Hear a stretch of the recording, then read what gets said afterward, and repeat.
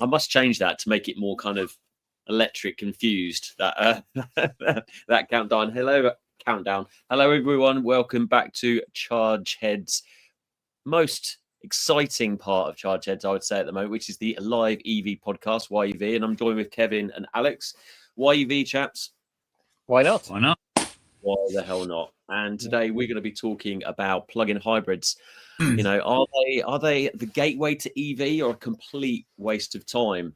And I've certainly had a bit of a change of heart recently, but I'm sure we'll go into that in a bit. But I'm going to let Kevin lead the conversation. Bear in mind, as a bit of an EV enthusiast, he is actually driving PHV at the moment. So yeah, take it away, Kevin. Yeah. So this week I've been testing the Hyundai Santa Fe plug-in hybrid. So it's quite a big 7-seater capable SUV.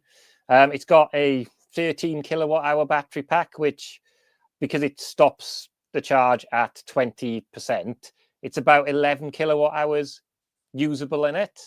So it makes you do some maths, which a bit of a pain trying to do that when you're driving, thinking I need to work out how much actual battery I've got. And that one criticism I do have of it is it doesn't tell you a miles per kilowatt hour, so you have to work that out afterwards.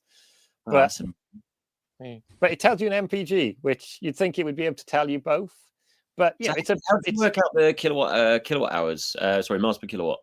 So basically, I've worked it out at 11 kilowatts because of 20%. Divided the usable battery size by that, so it's a very kind of ready reckoner. This is the best I can think of doing it. I couldn't think of any better way to do that. Is just divide the battery up into percents. But yeah, it's a big SUV, and yeah, it drives nicely. I mean, I will say I find, probably because I'm an EV person, I find it drives better in EV mode because it does seem to go through the gearbox. So you do notice gear changes sometimes when you're in EV mode, which is quite weird, feeling a slight gear shift as it changes gear. But around town, I've been driving it gently. I've been getting about 4.5 miles per kilowatt hour. And then on the motorway, it genuinely does what they claim. It does 32, 33 miles purely on electric. So it's a reasonably good car. I mean, it's big. I mean, that is the problem for a lot of cars that are designed for world markets. The Santa Fe is a small plug-in hybrid in the States, but it's quite a big plug-in hybrid here. But yeah, I think if you've got a unique kind of, it fits the unique category. I mean, we all know that a lot of EVs can tow now, but a lot of charging infrastructure is not designed to plug in your car when you're towing. So, it's a great, you could, an EV9 could tow probably similar to it, except whenever you need to charge, unless you got a Braintree grid serve, you'd have to unhitch your trailer, drive to the charger, plug your car in, charge it up, then drive back, get your trailer or caravan and stuff like that. And in a perfect world, I mean, a few people have commented on LinkedIn that, well, you just have two cars, but it's not that everyone can afford like a car to tow their caravan and that. I mean, so this, it can do all your local, I think Alex can correct me if I'm wrong. I think, is it the average commute is less than 30 miles a day? So it can do all of that purely on electric. And then the rest is petrol if you go on a longer run. And then, so I've done 680 miles in it. And it's averaged 52 to the gallon, which for a petrol car is not awful, I don't think. And that's a lot of that has been. I could have charged it more if I drove to Center Parks and back and literally did 400 miles without charging it. So I don't think that's awful. But over to you guys. I mean, what do you think? I mean, and the people in the comments, do you think waste of time, or is it got a niche sort of purpose at the moment? And I just a quick question, mate. Has it got for its charging? I've seen Johnny Smith on Lake Break Show doing the Amoda Fev recently, and I've seen Defenders. I'm pretty sure it's a Defender or a Range Rover hybrid, which has it as well. But has it got CCS charging, or is it CCS2, or is it just Type 2? That's the one thing I wish it had slightly better on. Is it only has a 3.6 kilowatt charger on board, and I wish I wish it had 7. I mean, it's cheap electricity rate, but I guess with only an 11 kilowatt hour usable battery, it's not a massive issue. But it means that actually there's no point in Grey's charging, because literally, when you do your shopping, it'd be no point in putting in a destination charger, because you wouldn't get enough in the time you were there. So we got a question from Paul. What MPGs would you get once the EV battery is depleted? Great question. So I mean, the average was 52 over 600 miles, which was a mix of that. So worst case scenario, I flattened the battery, and it's probably got about, the worst it got was 44 on the motorway, which is not awful when you think of the size of it, and it's quite bluff fronted. That's sort of what you get with, well, actually some Range Rovers would be worse, but I mean, the problem is, the Achilles heel of it, I found, was actually I drove it round town when I couldn't charge it, and it's got the legendary Hyundai efficiency on EV mode, but when it was on petrol mode round town, I was getting 21, which I couldn't live with 21 mpg as a round town. So you do still need to have a charger at home, which then makes me thinking, if you haven't got the need for towing and stuff like that, would you then be better off with a full EV? It covers kind of a gateway, but I mean, I guess if you get this, you have the charger, you find you're actually driving more on EV, you end up, your next car is an EV, hence the gateway EV idea. I mean, just hello everyone that's joined so far. Thanks for chipping in, guys. Commuter branch line, bonjour. Hybrids are not forward, over complex, overweight, and batteries normally too small to be useful. Lots of EVs nowadays will do 250 miles all day long without drama, so hybrids are not required.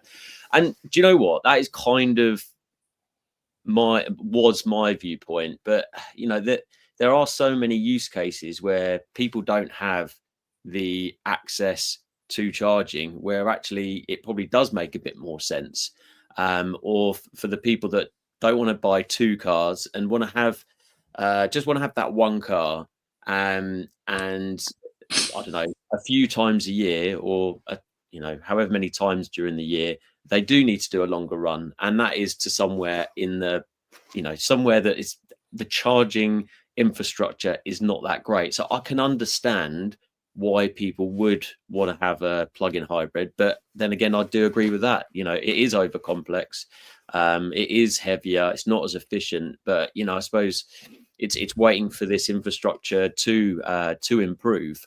And another thing that he's mentioned, if you want petrol, diesel, then grand, go full fat and be happy. Yeah, that's a good point. Let's just rattle through these, and then Alex, if you want to put your oar in. Mod Scotsman, even though I wasn't aware how complex and varied hybrids were until I got the IMI online training. Oh, good stuff. I'm sure they'll end up on the scrap pile in a few years due to the repair costs. Yeah, potentially. GR Yaris, the Grenadier, or a big V8 Rover, fill your boots. Yeah, good shout. Alex, what's your thoughts on plug-in hybrids? They are one of the most categorically misunderstood technologies I think we've got, because they're that halfway house. The inability of people to explain how they really work, and the blunt nature with which they've been incentivized in the UK just means that there's been all sorts of badly thought up deployments of these vehicles, and kind of over expectations in terms of what they'll deliver. And the number of conversations I've had with people in the industry, whether that's journalists, whether that's people who are kind of on the trade side of things, where they've gone, oh, well, this car says it'll do 150 miles per gallon. I did this trip in it and it would do, 40 miles per gallon, 30 miles per gallon. It's terrible. They don't work. And it's like, that's not the point. The issue that they have is that they're sold based on this kind of single, very arbitrary CO2 figure, and this very arbitrary MPG figure, which will vary massively. And the reality is, if you're buying one of these vehicles, you should kind of expect that it'll be better than a diesel or a petrol car. Like, should be a good chunk better than either of those, but won't come anywhere near that figure. You shouldn't buy a plug-in hybrid expecting it will do that figure. But equally, that then feeds into the way that everything is CO2 taxed in Europe, and that then gives a kind of a benchmark, doesn't it, to kind of go, well, this is different to a regular hybrid. So the trouble with that is you've had a lot of people who've been able to just use them as normal vehicles. But the interesting thing that over the last few years is seeing the data come back from real world usage, where I don't know if people have seen the EEA study that came out last year, because it made a lot of headlines around the world because of basically all new vehicles now have got to have data logging ability on them, so they will track real world fuel efficiency and compliance with, how that compares with CO2. It just enables regulators to keep an eye on how these vehicles are actually performing. Now, a lot of the headlines that were made were, well, plug-in hybrids are 250% emitting 250% more CO2 or something along those lines in real world usage than they would on paper. Now, a lot of people went, oh, that's terrible, it's awful. And I was like, yes, but how do they compare to other vehicles? So if you look at actually how they compared to petrol and diesel, they were both better than petrol and diesel. The other thing that's interesting is if you dig into the data, and it's a huge file. I mean, it's 130,000 vehicles worth of data, and they've all got different columns for how many miles they've travelled, how many kilometres they've travelled, how many litres of fuel they've used, which different driving modes they've been in, and so on. For those, it's really quite detailed. Some of them are missing columns, and so on and so forth. But if you dig into the data, you can actually find some quite interesting things. So you've got obviously all the individual details, but then you've got some by manufacturer. Now, Toyota made headlines. There was a website beat up Toyota and saying, well, their plug-in hybrids fared really badly on this. Their average on paper was 22 miles per gallon, and their average in real world was 90. I looked at it. Most manufacturers have got a point, say 25 point something CO2 official figure, which means you're averaging over a number of different models rather than having a clean break whole number. Toyota's was 22 grams per kilometre of CO2 exactly, which means it is entirely one model, and that model is the RAV4 plug-in hybrid. That's a 300 horsepower big SUV. Now, if you look at that and you work it back, those vehicles are averaging 70 miles per gallon. I know that doesn't include electricity use, but those are big cars to be averaging 70 miles per gallon in real world use. And that shows to me that owners are actually plugging them in. Now, it's a case of, I think there's a lot of kind of poor communication around plug-in hybrids in terms of it's created over expectation of the vehicles. Perhaps in many cases over incentivization, and it's not really kind of contextualized where they work and who they're fit for. And unfortunately, I think that's reflected quite badly on them, in that I think people have kind of bought them thinking, well, I can do this, and then they've kind of got their fingers burnt, or they've gone into it, companies have gone into it, letting their employees have these vehicles and not kind of keeping tabs on how they're charged and so on, because I don't know how you go about doing that. And they just haven't really worked. So there's merit in the technology as a kind of a stepping stone, and it will only ever be a stepping stone. But it has to be used properly and it has to be understood. And I think that's the big problem, is a lack of understanding. That's a very I've tried very hard to keep that as condensed as it is. I've got some quite strong feelings on it. So no, that's really interesting actually. It's interesting you also picked the Toyota RAV4, and I don't know the data, but I would suggest that that my gut feeling is probably the Toyota RAV4. Those types of customers probably are going to be more, I would say, more private rather than company, because I think there's quite a lot of people that buy the plug-in hybrid. There's clearly a lot of people that buy a plug-in hybrid to benefit from the less tax, company car tax, when buying fleet cars, and then just never ever charge it, because whether they haven't got a charger at home or they haven't got a charger at work, and they're getting these awful figures. And I don't think it's particularly good for the batteries either. I've heard of a few circumstances where, because the battery isn't actually being charged, it's just been left completely empty. It's absolutely knackering the batteries, which is obviously not ideal either. But let me just go back into the responses. So we've got commute branch line, lack of charging access and education coupled with a tsunami of FUD are all barriers to EV entry. Yes, I'll accept hybrids may be useful in certain circumstances. Fair point, fellas. Paul has just mentioned, thanks for the response. Motorway is very good and city EV alone is good, but it's 2 to 4 hour charge when the EV battery is used, kind of makes it difficult for cheap EV motoring. And then Dean, hi Dean, I haven't sent you T-shirt, yeah, I must do that. I like the Nissan e-Power drivetrain. Basically drives like an EV with a small petrol generator. Great transition for people who can't charge at home currently. Of course, because that's not a FEV, is it? The one with the like the No. what are they actually called? With the it's not an EREV, but it's a kind of an indirect. So the engine doesn't usually supply power directly to the wheels. It's kind of working as a generator, and it's always driven on electricity. Interesting what you're saying, by the way, about. Sorry, go on. They don't call those a FEV, though, do they? What's it classed as? No, it's just a hybrid. It's a hybrid basically. It's I can't remember, series and parallel, isn't there? Which one it is? One of those, isn't it? I can't remember which one it is. So, like to pick up on the point. To pick up on the point about charging, I brought my laptop to a creaking halt trying to find this out. But if you go through the data from the EEA last year, I filtered it down to the number of vehicles which had received more than 100 kilowatt hours of mains electricity. What figure do you reckon it is?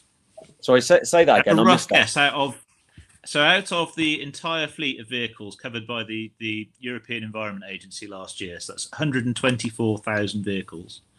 What percentage of those do you think have received more than 100 kilowatt hours of mains supplied electricity?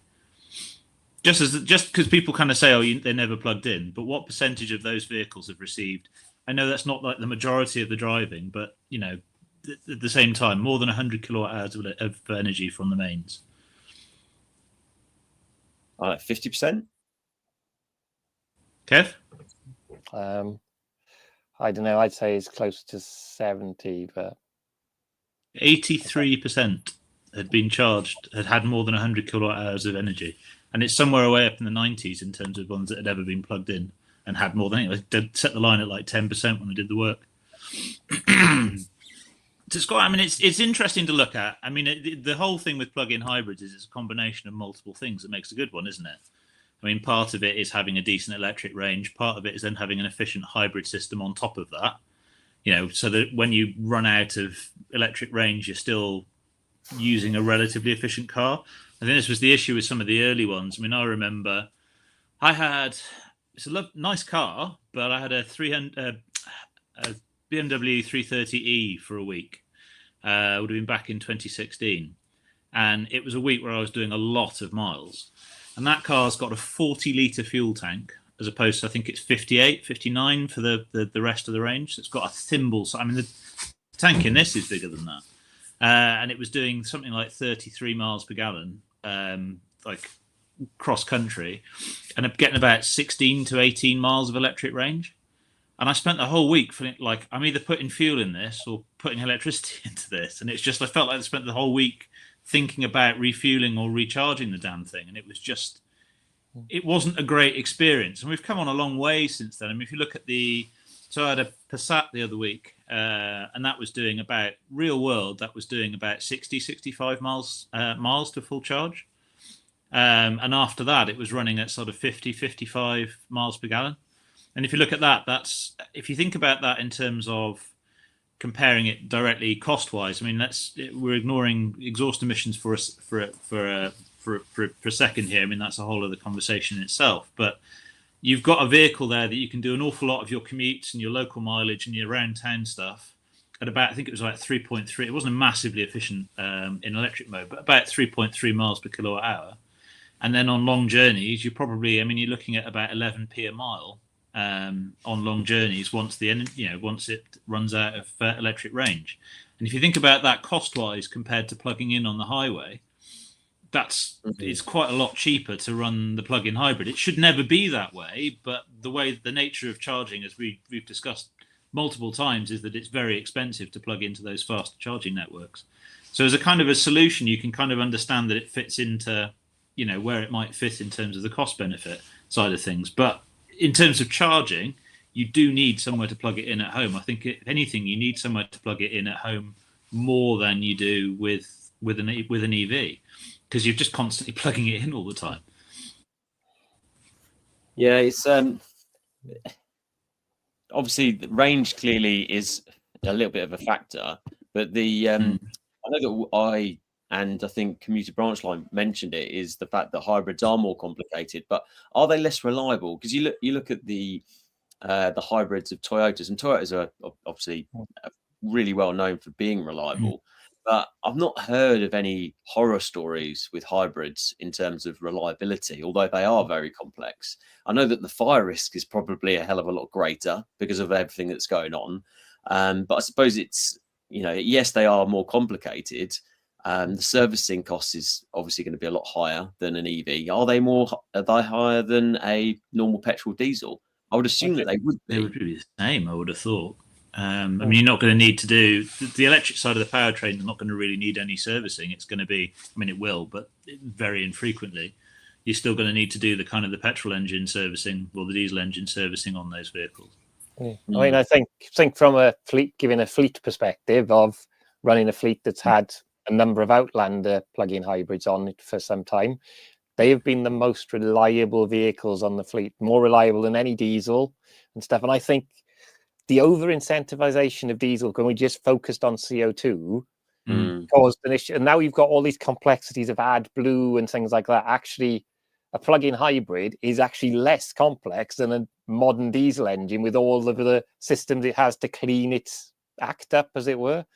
Because actually a petrol engine, you've not got as much NOx issues to worry about and everything. So I think at least with the petrol one, the focus was so much on CO2, we forgot about the other stuff that was coming out of the tailpipe. And I think, petrol one is better. I, even not charging them much when I've had fleet experience, an Outlander's doing 50 to the gallon, which is better than the diesel pickup trucks and everything. But it's, and they just literally, the only thing that's gone wrong with them was a recall on all the head units on the Outlanders, which the touch screen failed on them all. I think that's testament to Mitsubishis, because Mitsubishis are inherently reliable, aren't they? You never hear any horror stories of them. And I mean, it just goes to show from your experience there. And funnily enough, Dean has kind of backed up what Alex was saying in regards to the BMWs only having a 250-mile range. And yeah, some of the contractors that he'd been working with, they're just using it as a tax dodge. So yeah, it is a tricky one, because I know that there's quite a lot of activity among the fully charged slash just stop oil crew that seem to be fighting and pushing for hybrids to be not as part of the future of transport moving forward. From what I can tell on LinkedIn and things like that. But I suppose there's, I never had yes, I've driven hybrids before. I've never driven a plug-in hybrid. But I think for some people who don't want to just jump in both feet first, which is what I did with EV, then maybe it is a good way. But it just does seem to be a bit of a waste of resources. I came across a few people that were like, "Oh, I'll never go EV. I've got a fantastic hybrid. I use the electric motor. I hardly ever use the engine." I was like, "Well, why don't you just get an EV?" "Oh, that one time that I go on holiday." It's understandable. It's a convenience thing, isn't it? All the rest of it, but I think it just rolls back to this infrastructure challenge, which I know has got a hell of a lot better now. I think it's always going to be winding back to confidence. I think confidence, and especially when you see all of the negative stuff about EVs out there, the amount of conversations I have with people, and I try and make it as balanced and as even as possible, highlight the challenges with EVs, but it's always painted to be a much worse picture. And I don't know, are you guys seeing a lot more FUD and a lot more negativity on electric cars recently? Because I certainly have. Yeah. I mean, I've even been told by someone recently that they thought all wind turbines were diesel powered and they could act as fans to control the weather. So it seems to be going mad everywhere. I saw a quite amusing reel on Instagram the other day with some guy saying that he thought that wind turbines were for global warming. They were to cool the planet. Cool it down. Yeah, I saw that one. It's like a fan. It's like, no, mate. Around. It's like, are you serious? And what people forget is that I know from the computer world, a fan can never cool the temperature below ambient. So it can only match the temperature unless you've got active cooling, like an air conditioner. You can't do it. So I don't know how they're going to do that, have active cooling on a wind turbine. There we go. The most popular vehicles in our local taxi company fleet are RAV4, Prius, Auris, Corolla, all hybrid. Growing number of Tesla, Kia, Hyundai EVs driven by enlightened cabbies. We've got a couple of electric cabbies near me, but yeah, I mean, you'd obviously go for the Toyota stuff because it's, efficient, the tax, and reliable, which is what there's quite a few comments. Let me just go through them swiftly. Yeah, as much as people moan about, Toyota's marketing has not been great with the self-charging thing, which but actually as a product, they've been doing electric stuff for a long time, and they've got that hybrid system pretty bomb-proof as far as reliability. Isn't it frustrating that new Prius, which I think looks absolutely stellar, has taken the step away from being just a hybrid? Just a hybrid, like, it's a bad thing. It's all moving in the right direction, but is a plug-in hybrid and not an EV. You're like, no, come on, that would have been a wicked EV, the new Prius. I think it's a great. Yeah, I saw one on the road. I didn't think we were getting them in the UK. They changed their mind. Yeah, no, they're now in the UK. So Richard's just mentioned, thanks for commenting, Richard. I've not seen you on here before. There's of course a pollution aspect of anything non-EV. Yeah, of course. I mean, and that's the good thing about the plug-in hybrid. The number, if you've ever driven past a school on the school run, the number of Range Rovers and Evokes and everything all sat outside the school idling. You're thinking, you're picking your kids up, and this is where plug-in hybrid could be the answer if you're charging it. Literally, that is going to be done purely on EV. Yeah, I understand the idea of PHEV when the Ampera came out. Battery prices were over £1,000 per kilowatt hour. Yeah, absolutely at the time. Quite interesting with the Ampera. Was understandable. It's quite interesting with the Ampera. I ran an Ampera for I think 6 months back in 2013. I think it was, and at the time it was around the time when the Outlander was coming. It wasn't there yet. And the i3 had just been launched, and the i3 had a range of 80 miles. I know it's another one where it's kind of, if you we're lumping range extenders in with hybrids, right? I mean, to all intents and purposes, it's the same thing to the end user, right? I mean, an Ampere is basically a plug-in hybrid, even though it's on this spectrum of different technologies that are offered within that. The one I had was doing sort of 30, 35 miles to a full charge. But it was a slow charge. It was a 16 amp charge. So was it 3.6 kilowatts? And I remember that when having this kind of the i3 with twice the electric range, and then the Outlander with like rapid charging, and the obviously the i3 Rex could do DC charging as well. I thought, well, the Ampere is quite an interesting car, but it's going to feel very dated very quickly. And actually, the opposite happened. Is that we had several years of products like the 330e and I can't remember what was the C class, I want to say C300E, and the models like that, where they were quite inefficient kind of petrol hybrids with a very short electric range dobbed on top.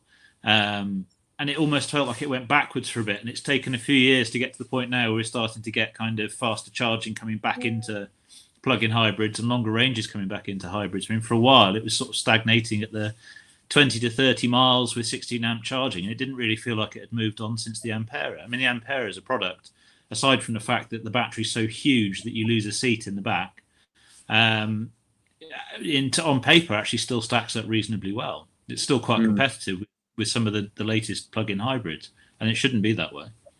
No. Imagine what the battery technology could put in it now, and you wouldn't lose the seat, and you'd have probably more capacity. So Paul Gardner's just put reservicing maintenance, don't quote me, but hybrids have about 1,100 parts compared to an EV with 17. Not accurate, but it's a huge disparity. I'm emphasising, and therefore the long-term running costs. No, absolutely. Dean, batteries are now less than 100 kilowatt hours. PHEV makes no sense to me whatsoever. Although you say, a lot of the Chinese brands seem to be hitting the English market with hybrids, because I think they do see the opportunity of making some money there. And obviously they've got a lot of it's fear, and because a lot of the Chinese brands will come in with EVs thinking, well, EV's the future. They again thinking it's the past, but their hybrid systems were much more advanced because they'd done them ages ago. and they've moved on. But now they've realised that actually, how do you bridge that gap of those people who are afraid to make that jump, and you want them to see what an electric car is? You look at the new MGHS plug-in hybrid. That's 70-mile range EV, and apparently it's really efficient even on petrol. So you're thinking the ranges of those plug-in hybrids are the same as the Zoes and the full EVs were, and actually you think it's all right. On that. It's all right. It's not as efficient as the Passat on fuel, although it's obviously a taller vehicle. But the Passat's more efficient. Half the price as well, isn't it? Yeah, there's a price gap between the two. But yeah, it's interesting as well with. Sorry, go on. I was going to say, I don't know how much the MG is, but I'd imagine that a Passat hybrid is going to be at least sort of circa 35, 40 grand. And the MG is not going to be more than like 25. No, MG was more than that. Yeah, MG I think was early 30s. I'm picking numbers off the top of my head a little bit here. It's been a few weeks since I looked. Yeah. So Passat's probably early 40s, isn't it? No. But the interesting thing you'll see is a lot of plug-in hybrids now will get a range jump this year.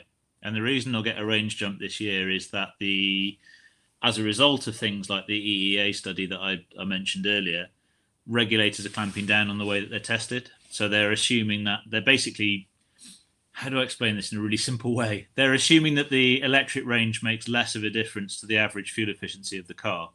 So you're going to start seeing CO2 emissions for hybrids jump up unless they have a massive increase in range. So you'll start seeing more and more vehicles like the Passat, where you have the 80 miles on paper electric range, because you have to. Otherwise, it's going to start dropping out of the kind of, the advantageous tax regimes and so on that have made these vehicles appeal to people. MG ZS hybrid, 22 grand. That's not plug-in. Plug-in hybrid, I'm sure, was 30 something. Yeah. I think it's about 32. Hybrid Plus. Yeah, Hybrid Plus is their non-plug-in. Yeah. Okay. Plug-in hybrids in the 30s. Exactly. Let me just go through the comments because they're stacking up here. Sorry. So commuter branch line, MG EVs are very popular. Cabbies too. Great value. Yep. I'd argue it's probably the best used MG on the market at the moment is MG ZS in terms of best all-rounder. Hi, Doug. Thanks for joining in from the US here. Auto Mechanic. The Volt was sold here from 2010, I think, but has been sorely misunderstood. Me and Alex have probably got a funny story about that. Technically, we've driven a Volt. I've driven an actual Volt on UK plates. Yeah. We got the Volt and the Ampera here. Because Chevrolet disappeared. We've driven a mutated Volt as well, haven't we? Yeah, we have. Yeah.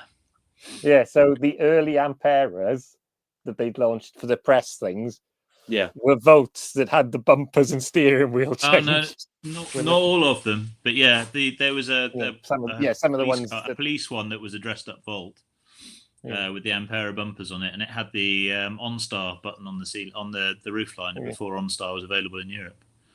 Yeah. New Prius boot is so small it's almost unusable. Family taxi use. That's interesting. The original one was really shallow because I used to drive one as a company car as a demo when I used to work for Toyota in 2004.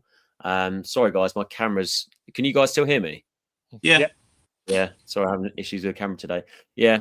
Well, I'll just come off for a minute, but let me just rattle through some of these. So GM had the electric world in its hands and bottled it. It may have never known at the time. Elon Musk had GM not blinked. It's interesting. EV1. So again, sorry? The EV1. Yes, indeed. Willie puts a good thing in here. Bought a BZ4X Premier for 61k. Bag of shit. Lost 22 grand and threw it back to Toyota. I've driven the Subaru version and it's all right, but the only kind of USP of it seems to be the ground clearance from what I can work out. But yeah, the rest of the stuff aren't ideal. Its handling's good as well. As you say, the ground clearance and the grip. It's basically if you've got a country lane as your driveway, it's like the traditional Subarus, isn't it? It'll get up there. Yeah, that's about it. Commuter branch line, MG5 EV, long range, full EV, 250 mile range, pre-reg for 19,990. To be honest, you can get a 61 kilowatt hour one for about 10 grand now, used with not too many miles on it. Dean's got here, if I was I'd be getting the MG5 trophy for 20 grand. Great vehicle for that job. And then Mod Scotsman, what people's thoughts on hybrid vans? I've been looking at cheap EV vans like an eVito, e-Transporter, but the range on both is pretty poo. Yeah, because the only real plug-in hybrid van is the Transit, isn't it? I can't think of any other brand that's got the plug-in hybrid. Yeah, there was what they called the LEVC had one as well, didn't they? Oh yeah, they said, do they still do that? Because it was actually, that was the I had one on test. It had the weird turning circle of the taxi, which meant I nearly crashed into my wall on the drive because I wasn't expecting it to turn that tightly. Didn't they have CHAdeMO and CCS as well? Yeah, you could have an option with them both. So you could have one with CHAdeMO, and somebody said, well, you get twice the charging speed if you plug them both in at the same time. Those taxis are a weird thing. The guy that worked for LEDV, or whatever the name is, he kind of explained it to me in terms of the use case. And how he explained it to me, it did kind of make sense. But yeah, it's got some really odd tech on it in terms of, like 2 different types of charging, all the rest of it. And they are expensive. But yeah, it's it's interesting on that. In terms of hybrid vans, I think it's a complete waste having a hybrid van personally. In terms of electric range on vans, I'm getting fairly au fait with vans now, and it all depends on the use case, because when there's dwell time for these EV vans, whether it's at the depot or at home and all the rest of it, there are opportunities of charging, but the vans are getting better. The new Sprinter can do sort of 250 miles. The Iveco E-Daily 111 kilowatt hours got a decent range. There seems to be a lot of newer vans coming out with good range. So yeah, it's not as good as obviously, but on the subject of vans, sorry. Yeah, on the subject of vans, the one thing that disappointed me is that a really big news story got masked by something that was quite small. Like BT have stopped. They were going to try charging off their green cabinets, and that was the big story that got all the news coverage. But the story that should have given the news coverage is they've made the biggest electric van order in the UK, and that got hardly any coverage. Interesting. Didn't the fleet mag? Well, Amazon have just bought a load of electric trucks, haven't they? HGVs, which that's a big step. That's their Mercedes E-Actros and a couple of Volvos, I think. About 100 HGV, I think, isn't it? Something like that. Yeah, I think there's with the way that vans are at the moment, there may be a market for non-plug-in. I know this feels like counterintuitive to some of the other stuff we've said, but in terms of just kind of improving the efficiency of the diesel engine, there may be room for some hybridization on there. But in terms of plug-in hybrid, I don't know that that's really kind of a technology that fits vans very well. Yeah, well, there was a hydrogen van, Cenex, or one of the EV shows or like technology shows last year. I mean, I don't see that happening, although I believe that there is a lot going on in terms of hydrogen infrastructure. I believe, I think, is it 4 or 5 sites? But it is so expensive. You probably know a bit more about this, Alex, don't you? The interesting thing with the Stellantis the Stellantis hydrogen vans are plug-in hybrid hydrogen vans. So they're basically an electric vehicle with a smaller battery and then a hydrogen tank. So they're kind of a plug-in hybrid, but a plug-in hybrid with hydrogen instead of diesel or petrol, which is quite an interesting solution. I mean, yeah, there may be, if, as you say, it's that infrastructure thing and who's going to pay for it. I think you need that fleet demand in order to make it worthwhile. You need clusters of businesses around a filling station to make it work. It's a difficult thing to kind of get that moving. No, absolutely. And just so people know, next week we're going to be talking about the fragile EV future. Just while people are tuned in, I think that's going to be a really interesting chat and debate, because obviously it's not all rosy when it comes to the EV transition. But in terms of the hybrid side that the video today and the live is based on, I still don't know. I mean, I think it does help people, but do you think there should be further incentives, or do you think there should be a company car tax reduction, guys, on these vehicles? There is a massive company car tax reduction coming, which will start to hit people who are ordering plug-in hybrids this year will be hit by it. So they're flatlining all of the plug-in hybrids will be in the same tax band if they're under 50 grams per kilometre CO2. So at the moment you get incentivised for a longer range. You lose that in 2028, isn't it? So some people will have it'll go from they'll have a 3 times higher tax bill overnight for those vehicles, which is going to start, I think, once people realise that's going to start filtering into people's decision-making processes. But the bands are still lower than anything else, so they are still being incentivised. I mean, I think as the next few years go on, regardless of incentives, the EVs are going to get better and better and better, and the place for them is going to be squeezed out of the market steadily. I mean, they're only ever going to be a transition technology. The rules and regulations in Europe and in the UK are going to phase them out in 10 years' time. So it's kind of, the way I see it is there's a role for them in the meantime, and 10 years into this, we should be finding the right places to roll them out. So I think that I don't see a long-term future for it because it can't happen. It's as simple as that. I suppose the good example of that is in Norway, where hybrids have actually they've dropped off a cliff from the data that I saw, which is just kind of backs up the theory, really. Talking about HGV, so commuter branch line HGV plan routes are right for EV disruption once the infrastructure is built out. In Europe, there are specific HGV charging hubs called, there's a brand called Milence. And obviously there is infrastructure going in as part of the ZHID program, £200 million funded by the government, which is what Dynamon, the company I work for, are part of from a software point of view. So yeah, that's looking really good at the moment. I think HGV, I think a lot of people will be surprised how in the progress of that in the coming years. Mike, good to see you, mate.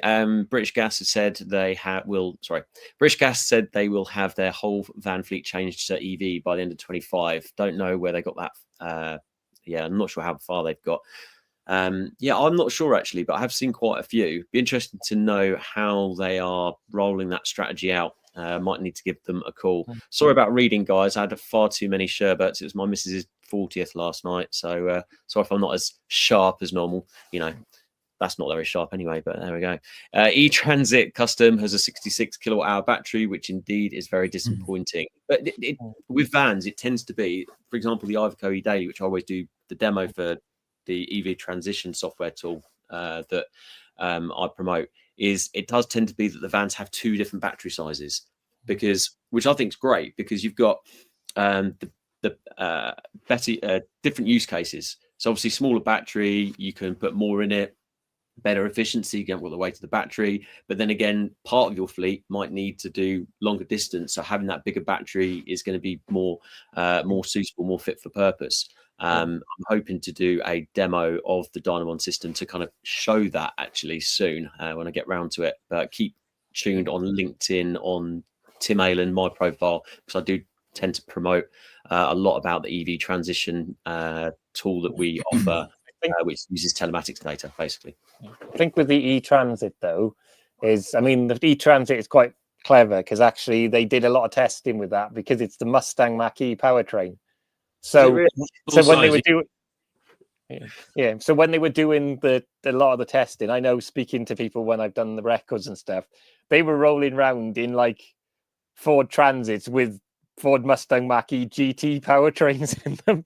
So they really shifted with the all-wheel drive and stuff. But I do wonder, with that 66 kilowatt hours, you see from the number of transits still around, how much abuse a transit can take. So I'm wondering, is there more battery protection in it? So is it the same battery, but they've put a bigger safety margin, because they know a van tends to get abused more than a car in general. So the extreme of that is the Volvo HGV, which has got 520 kilowatt hour battery, but usable is 370. Oh wow! Which is bonkers. It's an NMC battery. But that just goes to show that I don't know whether they're going to increase that over time. That is a hell of a difference between usable and total. Because you think if it's the same 72 kilowatt hour physical battery as the Mustang Mach-E smaller battery, that's a fair buffer in it for the abuse, and it would make sense. not to have two completely different batteries for the model. Yeah, absolutely. Keep those costs down, reproducing it for sure. So what do we think, guys? Plug-in hybrids, good, bad, ugly, use case? What are we thinking? One area where I think we haven't explored, we've talked about cost and so on, is the used market. Obviously, we're now at the point where we're starting to see. Sorry? Yeah, it's surprisingly strong, I thought, because after we had a conversation about Mitsubishi hybrids after the last chat, I thought that might actually suit my wife better than going fully electric, and they are holding their price really well. Because they work. I think for that market, that's actually with all the best will in the world, it's an early Leaf is a second car. It's a car for somebody with a driveway who can plug it in regularly, and it's a second car. You can't buy, if you were to buy a Ford Focus of a similar value, you could have it as your family's only car, and you can't do that with a Leaf. But you could with an Outlander. You could have that as your only car. And, as much as they're holding their value reasonably well, I mean, there's a whole audience there in terms of people who can use, years behind the kind of the new end of the market, who can use those vehicles as a stepping stone into EV and have it as their only car. They can ditch the family diesel and go plug-in hybrid and get rid of all their urban, exhaust emissions, which I think is a step in the right direction, and that's quite an important use case for them. Yeah, it was 540 kilowatt hour, the Volvo truck battery. So what's that? 170 kilowatt hour buffer, which seems a bit crazy.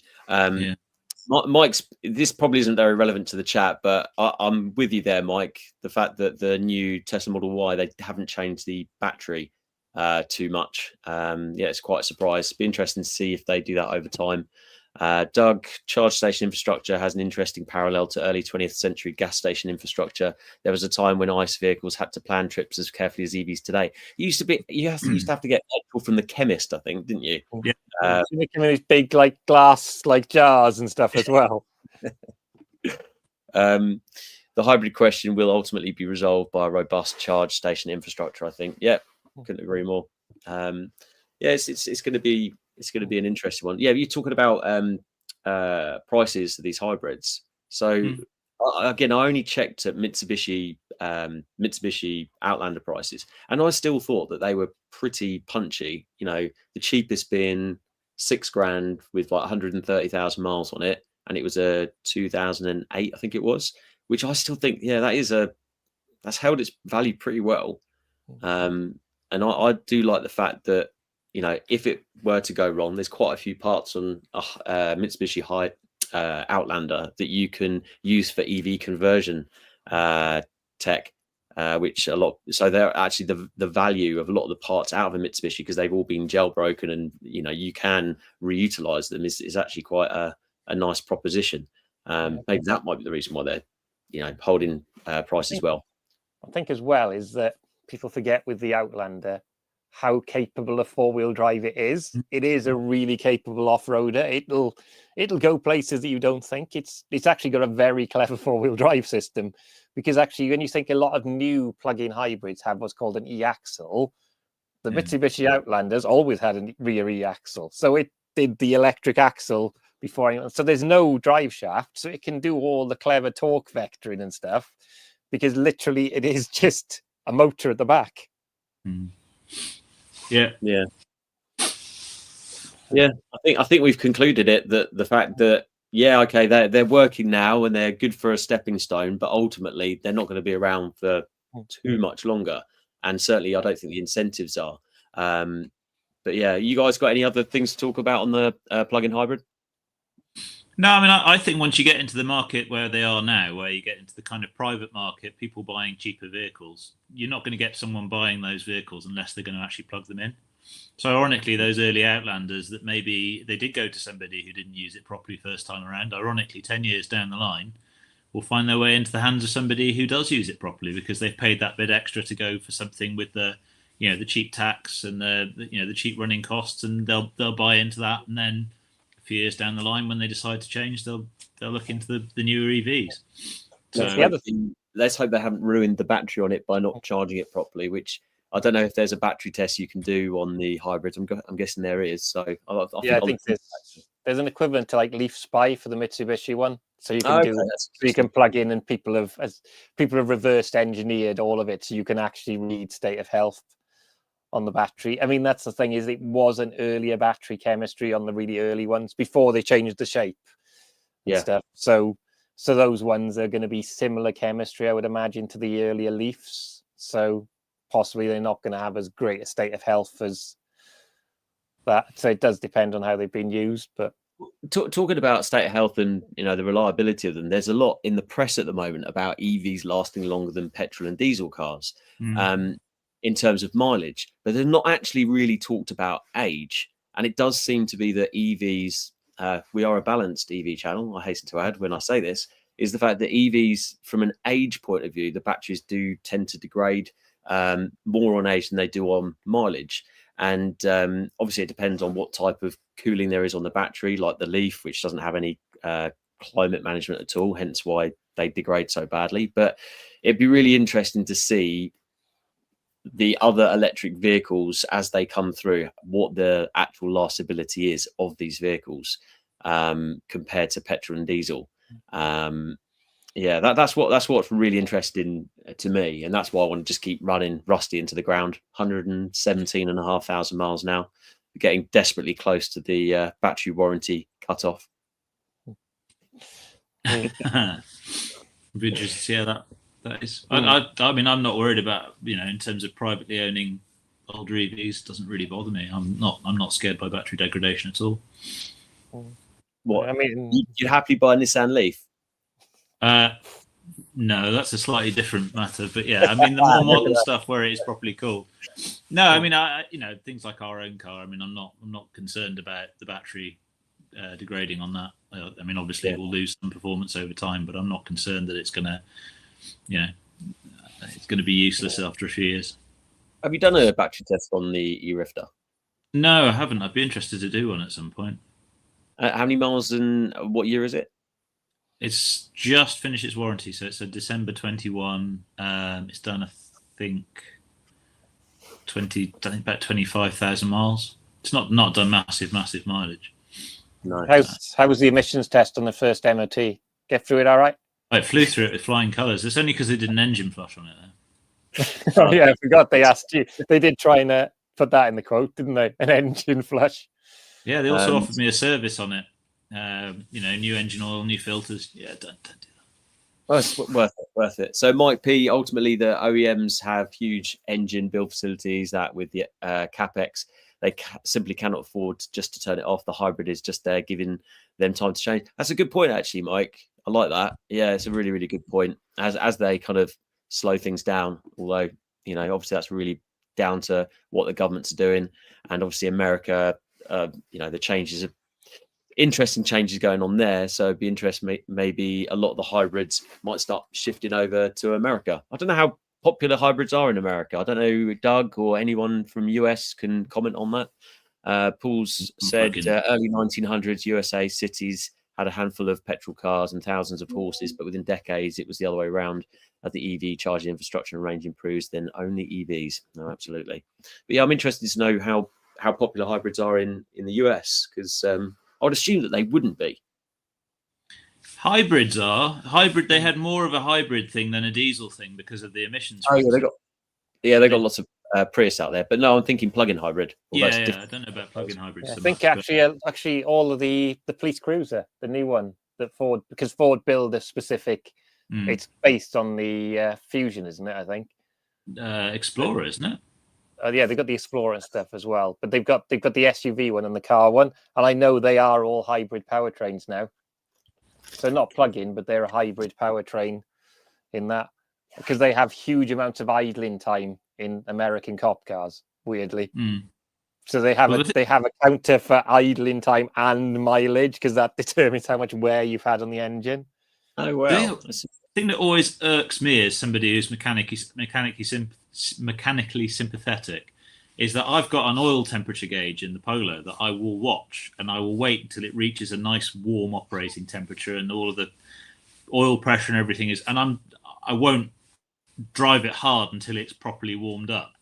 imagining a plug-in hybrid going from like being switched off in an EV mode to sort of being on the motorway at 70 miles an hour just goes right through me. I know everything in it is designed for all of that, but just the thought of it just is like nails down a chalkboard to somebody who's kind of grown up with traditional engines and so on. Yeah, because actually that's wrong. That's the one thing it does show you, and it's got an engine temperature gauge in one of the menus and stuff, and you literally driving it down the motorway for 30 miles and it's at 0, and then suddenly it'll, as it gets there, it just springs up to like 4,000 RPM. It's like, just feels wrong. I never thought about, I never warm up my EV. I mean, yeah, I suppose I do warm it up for better efficiency before it sets off, but what always rings in my mind when I charge to very rarely to 100% if I'm doing a long journey is to nail it, because it's supposed to be good for, is it this, what's the type of, the dendrites, isn't it, in the battery? We need you and Turk on here, the battery specialist, to decipher that one. But I heard that it's good to give the battery a real big good pasting when it's fully charged, just to do something to the battery, something about dendrites or something like that. Maybe someone can comment in there just to. The interesting thing about you talking about warming cars up, you'll probably remember, well, Carl, you probably would like Tim. Remember the Honda S2000 petrol? The red line moved as it got warmer, so it wouldn't let you rev it like mad until it had warmed up. I've had my fair share of VTECs. I used to be a bit of a Honda nut. I love my Hondas. I think they're great vehicles. It's a shame they absolutely missed the mark with their newest SUV. I've just noticed that you guys have got brick pattern and I've got brick pattern, but my brick is actually a completely different color. So it's like we're slowly getting to be a very similar background. Mike's just mentioned the issue in the US is that each state tends to have different buying preferences. You won't see any EV in some states, whereas California, it is wall-to-wall Tesla. Yeah, it'd be interesting to see, interesting to know what everyone's thoughts are in California about Tesla at the moment, with the media doing interesting things at the moment. But let's not go there, because that will be... I will say that for another. You'd be here in an hour if you open the cork on that one. So just in terms of what's happening on Chargeheads at the moment, I'm not sure what the video is going to be this week. It's probably going to be to do with the electric sounds out of Rusty, which aren't the petrol noises that it can make. Although my Instagram video has got about 1,200 comments calling me gay and saying that my exhaust is shit. After about 190,000 views, which was interesting. So shame I didn't get 190,000 views on my YouTube video. That would have helped the coffers a little bit more. But yeah, if anyone's watched the recent video, that was to do with fitting mounting past performance comfort coilovers on Rusty, because the roads in the UK are absolutely shot. But chaps, what are you up to this week? You got much going on? Well, I've got an interesting swap tomorrow for... Back in an EV, it might have a certain letter. It might be an Ioniq 5 with a certain letter. So I'm going to enjoy that. I'm going to see how it runs on the rev limiter and all the other things. It's not that letter, is it? No, it's definitely not that letter. Should have worn it today, shouldn't I? My special hologram. What about yourself, Alex? I'm finally getting a charging issue sorted tomorrow, because I'm finally getting a new alternator in the Polo. Nice. So that's being sorted out tomorrow. Well, it's going up tomorrow after work, and then I'll pick it up on Tuesday, hopefully. Floods and other things and illnesses and all sorts of other bits and pieces permitting. And then later in the week, I'm spending a couple of days driving a new car, which is under embargo at the moment, so I can't tell you very much about it, but it is electric. So it's always loose lips sink ships with you. Unfortunately, yeah. Mike's just mentioned I should get some smoke generators out of my exhaust pipes that freak people out. Or I have seen one recently on another channel where it's got bubbles, actual exhaust pipes with back boxes with bubbles coming out with the same speaker system as mine, which is quite interesting. Yeah. Please drop us a link to your channel. Yeah, Mike, what channel have you got? I'll have to look into that. It'd be interesting. I was going to say, I'm going to love when you take your car if you take it to an MOT centre that's not au fait with EVs and they start sticking like the probes up your fake speaker exhaust. Luckily, there wasn't that type of comment on my Instagram, but you know, there's if people want to be amused, there's quite a few interesting comments on there on the Instagram Chargeheads channel. So yeah, check it out. But yeah, some more electric noises, less ice noises coming out of Rusty. I'm not going around sounding like a V8 because that would be a bit silly. But yeah, next week, like I mentioned before, we're going to be talking about the future for EV and how fragile is it. And I'm really looking forward to that chat. So, but thanks everyone for tuning in. Don't forget to please like, share, and comment on the YouTube video. Please tell your friends. And if you've got any particular things you want us to talk about, please let us know. But we've got an interesting lineup the next couple of weeks, so I'm sure you will be entertained. But thanks from me, thanks from Kevin, Alex, and we'll see you next time. Thanks.